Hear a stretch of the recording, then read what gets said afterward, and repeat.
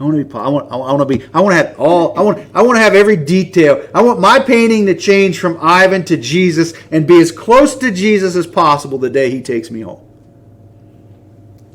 I will never have my portrait changed to Jesus. I'm human. But if I can have it as close as possible,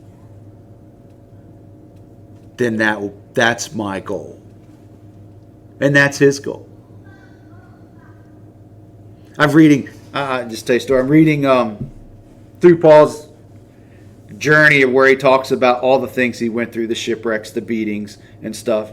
But I'm reading it from the original Greek text. Not from the text, someone who read it from the text. And they're explaining it. And it sounds bad when I read it in English. But when you put it in the Greek, I'll just give you one. When it talks about Paul was beaten with rods, what do you think about? They're about this big around. Mm-hmm. And where would he, where, describe it. Where would he got hit? How would they beat him? His back. Okay, nope. That's not what happened. When you got beat with a rod, that's why I said that one is the most obvious that I never would have thought of. Because I'm with you. When I'm thinking beaten with rods, I'm thinking it's the same as being whipped. They just do whatever they do to you, and they got rods and they're beating with you front, back, whatever. That's not what happened. They would tie you up with your arms to your side like a straitjacket, tie you up, put you over, and in our vernacular, we probably can understand hog tying, tie your legs up so that your feet are up.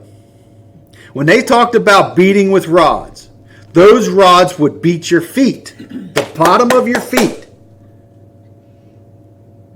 So that you, and in most cases, and they're saying from the original Greek, in the most cases, the words they're using is so graphic and so devastating, most people that had that happen would never walk again. Because they were beat so many times. And Paul's, and I don't know if he said he had it more than once, but he had it at least once. I think he said he had it more than once. The next sentence in that same period, what it says was basically, he had that happen to him. And it's a whole lot more graphic than what I'm saying, but you just get the picture of how when we read our English and we go back to the original, it could be different. That's a major one. That he basically said that he put his shoes back on after that happened, got up, walked back out into the square and started doing exactly what he did was the reason they beat him with the rods.